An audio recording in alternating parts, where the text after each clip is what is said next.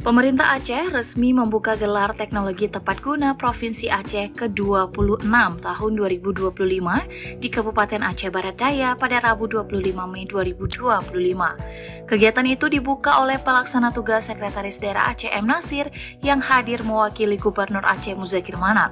Dalam sambutan Gubernur yang dibacakan M. Nasir, disebutkan bahwa gelar TTG merupakan wadah penting untuk memperkuat semangat inovasi lokal guna menjawab berbagai kebutuhan masyarakat berbasis potensi daerah masing-masing. Kegiatan yang digelar setiap tahun ini mempertemukan para inovator dari berbagai kabupaten kota di Aceh yang menampilkan berbagai alat dan teknologi tepat guna hasil karya masyarakat. Tahun ini sebanyak 14 kabupaten kota berpartisipasi dalam lomba inovasi alat TTG dan lomba Posyantek. Para pemenang akan mewakili Aceh di tingkat nasional.